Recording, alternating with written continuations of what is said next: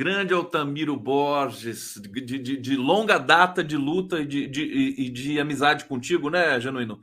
Altamiro Claro, é uma Borges? grande figura, é uma figura saudável, alegre, militante, criativo.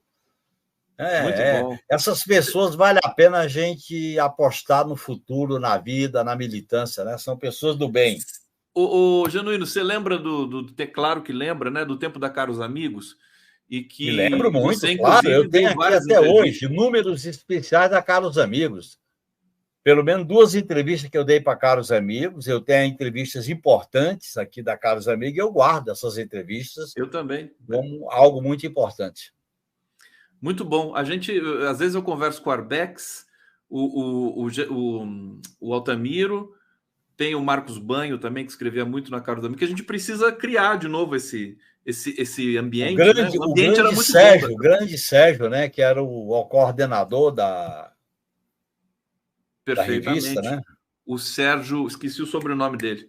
O meu querido José Genuíno, vamos seguir nessa análise da Argentina, porque eu quero. A gente vai falar sobre muitas coisas, vamos falar sobre Gaza, sobre Israel. Eu quero perguntar para você também sobre as investigações ali, sobre essa questão das armas, dos armamentos que desapareceram e que foram reencontrados, né? Para você comentar para a gente. Mas antes eu quero ainda seguir mais um pouco com a conjuntura da Argentina e te perguntar o seguinte: as pessoas dizem muito que na Argentina não tem centrão, é que ali é muito demarcado. Como é que vai Não, ser? eu acho que o Centrão é representado hoje pela Patrícia, o Conde. É a Ali é Patrícia? Centrão, claro. Porque É. essa história de Centrão, olha bem, o Centrão, Conde, nasceu na Constituinte, chamava Centrão. Você tinha o centro, que era o Mário Covas, o Ulisses Guimarães, Fernando Henrique Cardoso, tinha a esquerda e tinha o Centrão. Esse Centrão nasceu na Constituinte, o nome Centrão. E esse Centrão existe como uma alternativa da classe dominante para fazer alianças pontuais, ora com a esquerda, ora com a extrema-direita, ora com o centro político. Durante o governo FHC, ele existiu numa aliança com o centro. Durante o governo Lula, ele faz uma aliança à esquerda. O centro, na Argentina, é representado pela candidatura da Patrícia. E como é que você acha que ela vai se comportar agora? Parece que ela não acenou para nenhum dos dois candidatos, mas parece que ela Primeiro, tem eu acho positivo ela não acenar para nenhum dos candidatos. É bom. Era ruim ela acenar de cara para o Milei. Isso é um bom sinal, porque vamos chamar assim, o grosso da burguesia argentina está disposta a estar aberta à negociação com o Massa. Primeira coisa. Segundo, eu acho que é possível ganhar o eleitorado dela. O candidato não é dono do eleitorado. Às vezes, quando a gente erra, quando faz uma leitura meia superficial, de achar que fazendo aliança com o chefe traz os magrinhos. Não é bem assim. O eleitorado da Patrícia, você tem que ganhar esse eleitorado para um programa de recuperação econômica e social da Argentina. Nesse sentido, o Massa foi muito inteligente ontem quando ele falou do desenvolvimento, do emprego e da segurança. Quer dizer, ele já entrou na discussão do programa. Então, é necessário ele ganhar o eleitorado dela. Segundo, ele ganhar o eleitorado daquele candidato de Córdoba, que é um peronista regional da cidade de Córdoba, e o eleitorado mais à esquerda do peronismo. Eu acho que ele tem que diminuir a abstenção. Eu acho que dá para ganhar. Eu acho que o fato dele ter ido para o primeiro lugar no segundo turno é uma vitória política. Então, ele parte bem. Agora, ele tem que sinalizar que ele está propondo uma saída para a crise da Argentina. Mesmo ele sendo governo, como a situação aliviou um pouco, principalmente na área social, ele tem que ser muito capaz de propor uma alternativa viável para a Argentina, né? É inegavelmente uma situação dificílima da Argentina, mais Difícil. difícil que a do Brasil. Muito mais, do ponto de vista social e econômico, é pior do que a do Brasil. Aqui no Brasil, nós pegamos um governo destruído. O governo do Inominável destruiu o país, as Forças Armadas, segurança, inteligência, política externa, Amazônia, economia, emprego, saúde. E aí o governo está fazendo uma reconstrução.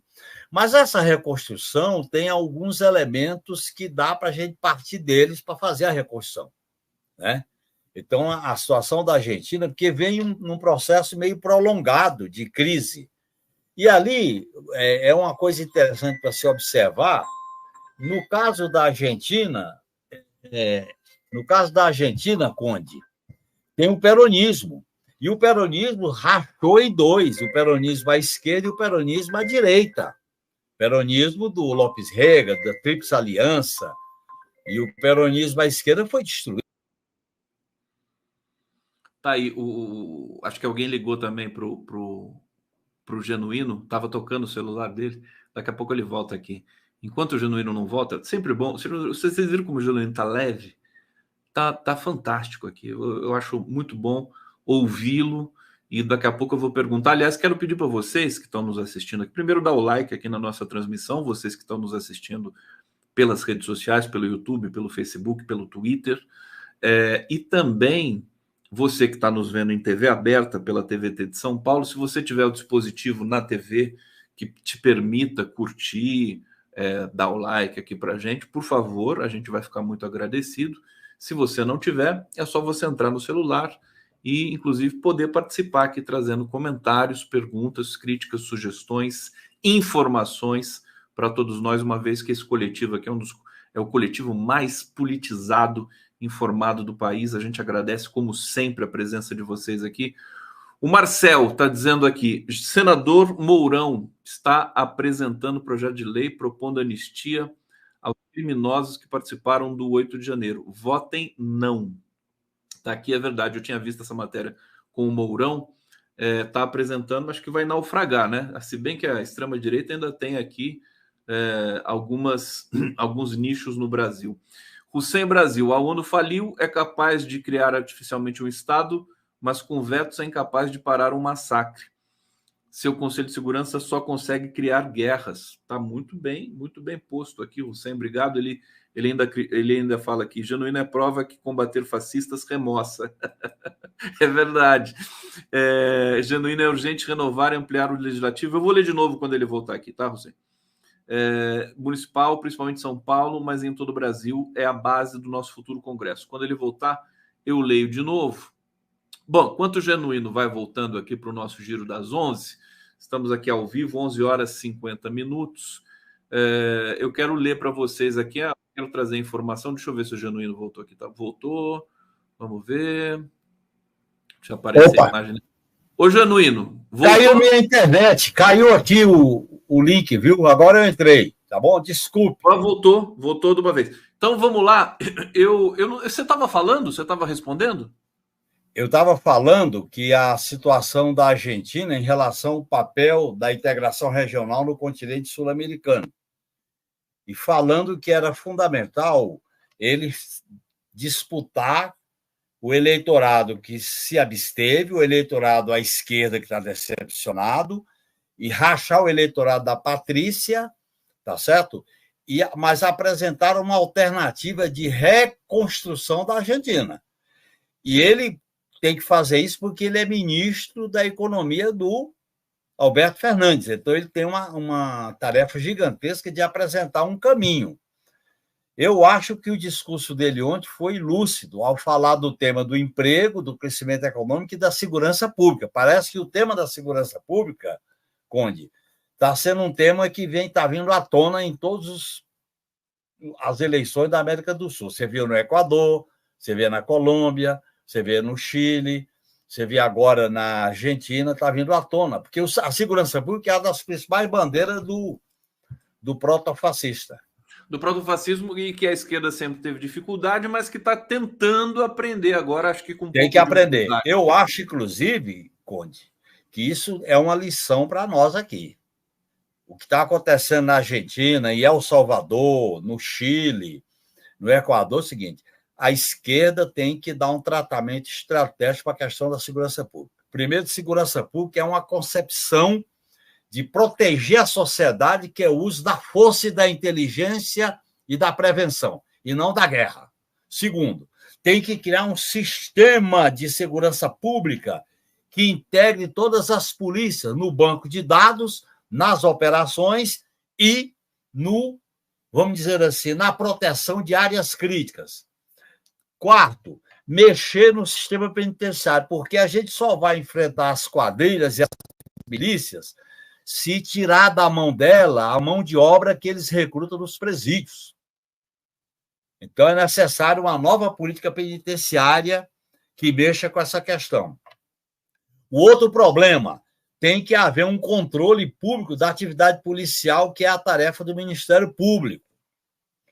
Outra questão, é fundamental que haja uma parceria com o Ministério Público, com o Judiciário e com a sociedade, as ONGs, todos esses movimentos que têm tratando do tema da segurança pública. Desmilitarizar a segurança pública. Porque, veja bem, Conde, como é que eu falo desmilitarizar? Não é o problema da farda. Desmilitarizar é a concepção.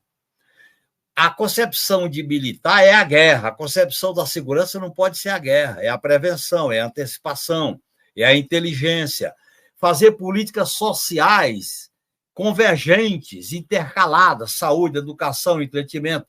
E você viu hoje o que aconteceu aqui em São Paulo, numa escola de Guaianás, da Zona Leste. Quer dizer, haver um controle rigoroso de armas, da veiculação de armas. O governo do Inominável, por isso que ele fez, o filho dele estava fazendo um discurso em Buenos Aires defendendo liberação de arma. A liberação de armas é que provoca esse armamento geral, que é o suicídio da população, que se engana com isso. Então, eu acho que tem que haver uma política sistêmica. Então, isso tem elementos para a Argentina, aqui para o Brasil, para outros países, porque se a gente não dá uma resposta, a extrema-direita vem com a política de bandido bom e bandido morto, e aí bota a esquerda na defensiva. Ela preenche esse espaço, essa demanda, né, da sociedade, e acaba ganhando espaço político, evidente. Claro. Né? É parte do jogo. Olha, eu vou só pedir licença para o Hussein Brasil, ele fez uma pergunta para você aqui, um alerta, mas eu vou chegar primeiro nesse tema aqui. Ele fala de São Paulo, do município. Quando eu chegar nessa pauta, eu trago a pergunta do Hussein aqui. Eu queria perguntar para você agora, Genuíno, aqui, eu até sei, a gente participou de um debate no Ópera Mundi muito bom, mas eu queria que você falasse aqui para o nosso público, nosso assinante também, essa história dos Estados Unidos fazerem uma operação conjunta com o Brasil na Amazônia, militar.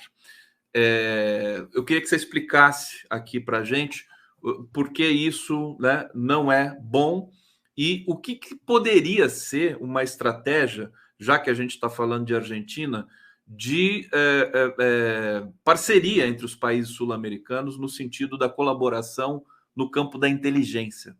Pois é, olha, Conde, a Amazônia é uma região estratégica para a humanidade. E o governo Lula tem dito que a soberania da Amazônia é dos países que integram a Amazônia, assim como a soberania da Bacia do Prata. 2. Os Estados Unidos dirigem uma ofensiva do império que quer ser o defensor, o protagonista da ordem mundial imperialista, que está fazendo o que fez na Ucrânia e agora em parceria com o Estado de Israel. E ele faz isso através do braço armado que é a OTAN. E a OTAN tenta estabelecer bases militares, inclusive tem no Equador, tem no Paraguai, tem na Colômbia, que o Petro está enfrentando. Qual é a política dos Estados Unidos? O cenário da guerra nos Estados Unidos é o mundo. Então, as Forças Armadas Americanas têm que estar preparadas para atuar em qualquer lugar do mundo. Por isso que eles querem fazer treinamento no deserto, nos oceanos, querem fazer treinamento na selva, e a Amazônia é uma área específica de treinamento. Há muito tempo que eles pediam para fazer treinamento com o Centro de Guerra na Selva, que fica em Manaus, Centro de Guerra na Selva. Os governos não permitiam, nem as Forças Armadas permitiam isso. No governo do Inominável, a partir de Temer, eles permitiram. E agora os Estados Unidos renova essa solicitação para botar militares americanos no Centro de Guerra na Selva, que é um dos centros mais importantes do Brasil e da América do Sul. Então, eu acho que os Estados Unidos não faz isso de maneira ingênua. Nós não podemos ser ingênuos com o Império.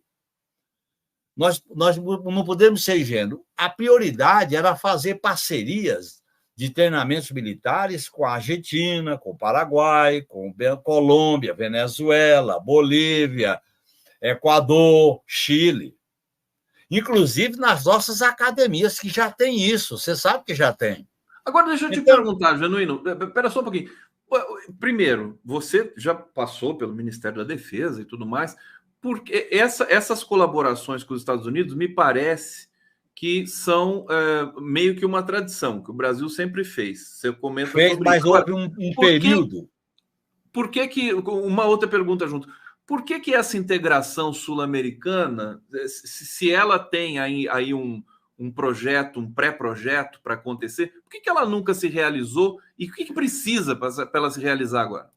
Olha, primeiro, Conde, nós criamos no governo Lula 1 e 2 o Conselho de Defesa Sul-Americano, com base na seguinte política: entre nós é cooperação, dissuasão é fora da América do Sul, isto é, nós vamos estabelecer parcerias de colaboração, de treinamento, de troca de informações, de coisas conjuntas. Vou dar um exemplo.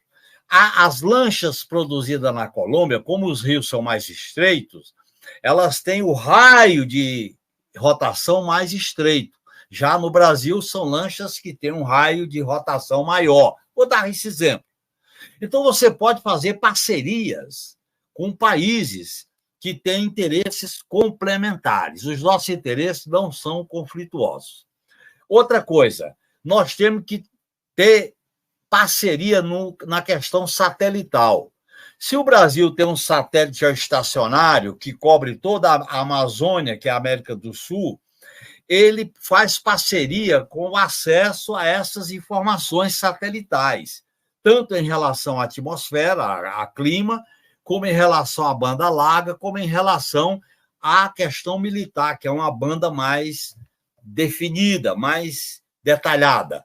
A outra coisa é você fazer, nas escolas militares, treinamentos conjuntos, porque nós não temos conflito entre os países. O único país que tem conflito é Peru, Bolívia, um pouco o Chile, o resto não tem. Aquela coisa, desculpa sem querer te interromper, já interrompendo, quer dizer, a América do Sul, que ostenta essa condição de não ter guerra nos últimos 100 anos, ou cento e tantos anos, quer dizer, não tem uma integração que poderia ter uma coisa que fortaleceria em todos os sentidos, né? A região. Claro. Então, por exemplo, eu definiria da seguinte maneira: você tem a Unasul, que é uma articulação política da América do Sul, você tem a CELAC, que é uma integração mais ampla, e é necessário você ter microintegração. Por exemplo, os países do Cone Sul, do Mercosul, fazem uma integração em torno da Bacia do Prata. Os países da Cordilheira dos Andes, que têm fronteira com o Brasil na Amazônia, tem uma articulação. Os países que integram a região amazônica, que é a região maior. Por que essa integração, Conde, é fundamental?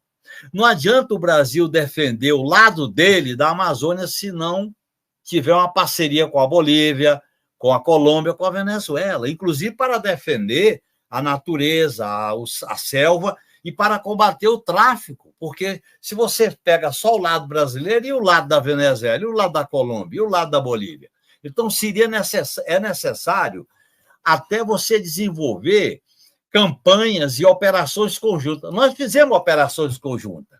No governo Lula, eu estava no Ministério da Defesa, nós fizemos 2 operações que chamava Ágata, que era o nome de uma operação que fazia com a Colômbia, com o Peru, que fazia com a Venezuela, operações de treinamento. Veja bem, como é que você vai fazer em Letice e Tabatinga? São 2 cidades que a fronteira é a rua. Então, você tem que fazer uma coisa conjunta. Tá certo? Nós não somos inimigos. Então, eu acho que essa deveria ser a prioridade. O que os Estados Unidos pretendem? Ele pretende, primeiro, dominar a expertise militar na Amazônia. Primeira coisa. Segundo, ele quer se asseorar do aprendizado militar do Brasil no Centro de Guerra na Selva, que é o centro mais sofisticado. Terceiro, os Estados Unidos, como potência mundial, ele quer dispor de conhecimento para operar em qualquer lugar. Em qualquer lugar. Baixa os marines, aí vai e opera. Baixa isso. Baixa... Essa é a tática deles. Porque eles aprenderam na Guerra do Vietnã, aprenderam no Afeganistão, que se não tiver uma expertise de treinamento próprio da região, eles levam um baile, no caso do Afeganistão, no caso do Vietnã. Então, olhem bem, não é necessário. Eu acho que o governo está errado fazer isso. Os nossos documentos de defesa, que é Política Nacional de Defesa, Estratégia Nacional de Defesa e o Livro Branco da Defesa, eles estão sendo reavaliados. Esta política, o Brasil tem uma política de dissuasão, é de pronta resposta. Nós não temos o inimigo à vista, nós não temos uma guerra. Então, você tem que ter uma força capaz de dissuadir. Qual é o problema principal disso? É o monitoramento e a mobilidade. Esses dois ingredientes são fundamentais numa política de defesa. Você monitorar e mobilizar, porque você não pode se concentrar. A estruturação das Forças Armadas no Brasil está ultrapassada, Conde. Um país como o nosso, com esse espaço aéreo e com a fronteira marítima, tinha que priorizar as tropas aeronaval. Aeronaval, porque é o espaço aéreo e o mar. Olha o que está acontecendo. E no Brasil parece que a receita do Exército é maior do que as das duas outras forças, né? A receita, o efetivo, o prestígio e tudo. Tudo. Porque a colonização que vem do Brasil é do litoral para o interior. Portanto, as unidades militares do Exército, todas elas são no litoral, nos melhores lugares, os lugares mais lindos, que não tem sentido militarmente, porque são alvos. Eles acabam operando, em primeiro lugar, matando o brasileiro, né, em situações... É a tal história da guerra interna, do inimigo interno. O povo é inimigo, não pode, tem que mudar isso aí. Tem que mudar o conceito. Adorei essa proposta aqui do Genuíno. Você já pensava isso durante o governo Lula, Genuíno? Não, eu fui pensando um pouco quando eu trabalhei na defesa. Eu fiz um trabalho muito importante, aprendi muito com o Manuel Domingos, que escreveu um livro, O que Fazer com o Militar. Eu aprendi muito com outras pessoas que estudam, o Coronel Marcelo Pimentel, pessoas que estão inquietas diante dessa questão. Por exemplo, as Forças Armadas não podem se misturar com política. Se o cara quer fazer política, sai da carreira militar. O procurador sai da carreira de Ministério Público. A polícia sai da carreira de policial. O juiz sai da carreira de juiz. E aí você tem uma quarentena para todas essas carreiras. Eles mandaram uma lei para o Congresso que é uma quarentena meia-boca. A quarentena só vale para eleição, para cargo executivo, não. Errado.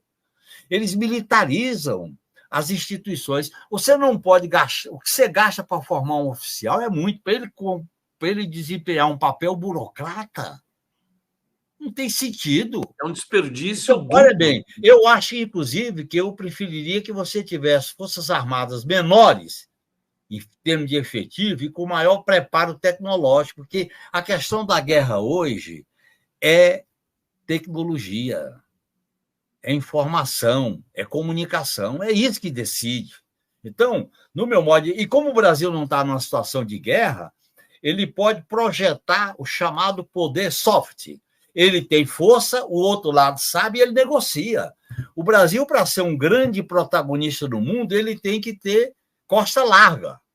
Costa larga o que é? Petróleo, tecnologia, forças armadas modernas, internet, a satélite, submarino de propulsão nuclear. Não é para fazer bomba. Também é muito importante não ter pobreza e não ter gente passando fome. Não, aí sim, o que é fundamental? A defesa começa com o povo tendo um bom estado de vida.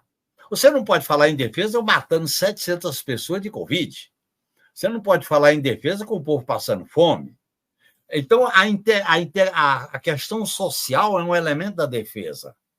diminuir os eventos climáticos, é uma questão importante para a defesa, como esse problema da Amazônia agora, em relação à seca, a questão do Pantanal.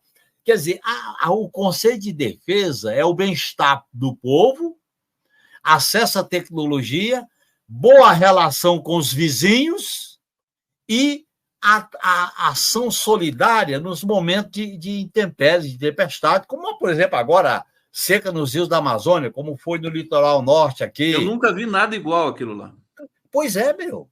Esse é o problema. Então, eu acho que nós temos que recolocar a questão da defesa, Conde, em outros parâmetros. Daí, por exemplo, a inteligência é fundamental. A inteligência é a comunicação. Numa guerra, numa defesa, isso é fundamental. Por isso que a velha concepção de inteligência do Brasil, que é autoritária, criou um monstrengo que é o Gabinete de Segurança Institucional. Por que estourou essa crise da ABIN, Cone? Porque a ABIN se relaciona com a inteligência das Forças Armadas, com a P2 das PMs, com o COAF, para pegar assunto dos adversários, e aí você bota isso dentro de um software israelense, e aí você compromete a soberania e os direitos individuais. Isso é grave. É muito grave. Agora, de onde nasceu isso? Com o Gabinete de Segurança Institucional trazendo a ABIN para dentro dele. Você sabe que a primeira medida do golpe do Temer foi botar o general Sérgio Etchegói como ministro do Gabinete de Segurança Institucional.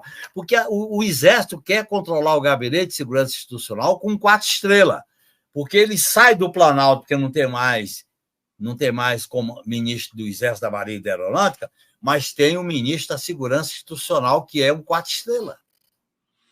E nós, lamentavelmente, continuamos com isso. O governo atual nós, lamentavelmente, continuamos com isso. É um 4 estrelas, general Amaro. Está com dificuldade para desmontar essa estrutura, né, Janino? Tem que montar e ter uma estrutura inteligente. O Conde, a inteligência tem 3 áreas. A inteligência judicial, que é para processos, é uma coisa. A inteligência militar, que é para a questão das Forças Armadas. E tem a inteligência estratégica, assunto de Estado, porque o presidente da República é chefe de Estado e chefe de governo. E aí você não pode ter isso tudo junto. Aliás, os países modernos, veja o caso dos Estados Unidos, você tem que ter uma inteligência diferenciada. Você tem lá nos Estados Unidos a CIA, o FBI e a agência, né? Você não pode ter um sistema único. Você não pode ter um sistema único. Dá muita força para a pongagem para o Estado paralelo. Quem tem que gerir os vários sistemas é a presidência da República. Não sei se nos Estados Unidos é assim que acontece. É assim, sim. É o presidente da República, tem o assessor de segurança, assessor de inteligência. Existe Brasil... uma discrepância de distribuição de poder no Brasil, né? Claro. Existe uma discrepância muito séria. Agora, por que você acha que o governo... É claro que a gente tem de compreender que o Brasil está saindo de um processo de absoluta degradação de todos os níveis, em todos os campos da polícia, sobretudo na inteligência, nas forças, né, que têm armas. Você acha que a gente precisa ter um tempo ainda para baixar a poeira, para começar a mexer nessas estruturas, ou poderia ser já, de uma vez? Eu acho que já devia mexer já, porque nós temos uma oportunidade histórica. O que eles fizeram com as Forças Armadas, Conde, foi um desastre. Nem para guardar arma as Forças Armadas estão servindo no arsenal aqui. Para guardar arma, metralhadora .50. Eles se lambuzaram com o poder, com o inominável, com a campanha eleitoral, com cargo, com benesses, fizeram coisa que não era competência da Força Armada, então é necessário fazer uma espécie de cirurgia. Essa ideia da tutela, do corporativismo, tem que ser enfrentado. No meu modo de entender, o relatório da CPMI é muito positivo, é muito correto. Eu estou apoiando o relatório da CPMI do 8 de janeiro. Eu acho que é necessário a gente fazer mudanças na organização, no preparo, na própria concepção do que é defesa nacional. as Forças Armadas precisam passar por uma reforma. E essa reforma está em função da política de defesa como política pública. Defesa nacional é uma política pública que mexe com orçamento, é dinheiro do contribuinte. E esses investimentos têm que ser controlados e fiscalizados. Você não pode ter Forças Armadas que consomem 80% do orçamento com pessoal, Conde. Então é necessário a gente fazer mudanças.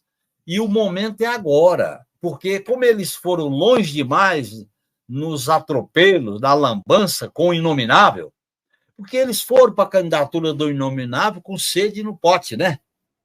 Foram com tudo. Tomaram conta do governo e do Estado. Olha, que ia aprontar demais. Você não vê um problema que não mexa com Forças Armadas. Até arma para as quadrilhas repercute. Não, espionagem. E espionagem. Hoje agora, essa espionagem é grave. Por quê? Porque essa espionagem tem a ver com direitos individuais e tem a ver com a soberania. Se você tem uma empresa que presta serviço para a ABIN e ela tem na nuvem as informações do software, ela é empresa privada, ela pode ter acesso a isso de acordo com seus interesses.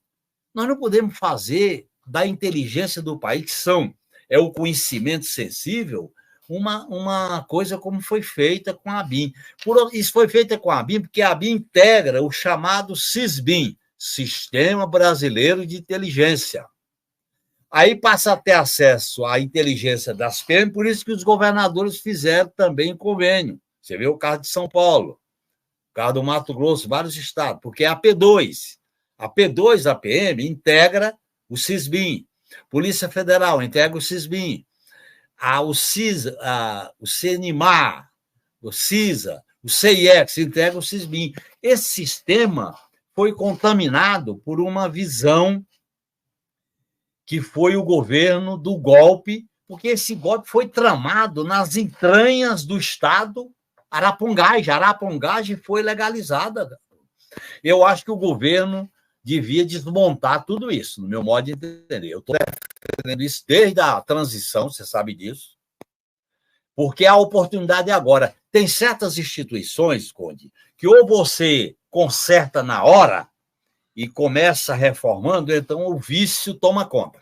Ou você paga o preço daquilo ficar eternamente numa situação precarizada, né? Eu vou dar um exemplo. A transição da ditadura para a democracia manteve esses elementos da inteligência militar. Porque você sabe que a transição era mais ou menos o seguinte, ninguém vai ser promovido, mas ninguém vai ser punido. O que aconteceu? Depois isso veio à tona, com o olavismo, com o Coutinho da vida, com as escolas militares. E outra coisa, Genuíno, não dá para esperar nada o Múcio está ali no Ministério da Defesa justamente para amortecer qualquer tentativa de querer mudar alguma coisa. Antes de você comentar essa questão do Múcio, deixa eu só trazer aqui o Hussein Brasil. Genuíno, é urgente renovar e ampliar o Legislativo Municipal, principalmente em São Paulo, mas em todo o Brasil. É a base do nosso futuro Congresso. Tá aqui, não foi uma pergunta, foi mais um comentário aqui. O Genuíno comenta na sequência. Carlos Tinoco, quando o Genuíno voltará à vida parlamentar? O Genuíno agora está cuidando da vida parlamentar da Rioco, né, Genuíno? Olha, eu estou cuidando da política, eu estou fazendo muita política, eu não preciso de mandato para fazer política, tá? Aliás, é uma lição para todos nós aqui, né? Não precisa de mandato. Eu quero fazer política sem mandato. E eu estou estudando, estou elaborando, estou refletindo, estou aprendendo, estou preparando livros para dar minha contribuição para a esquerda.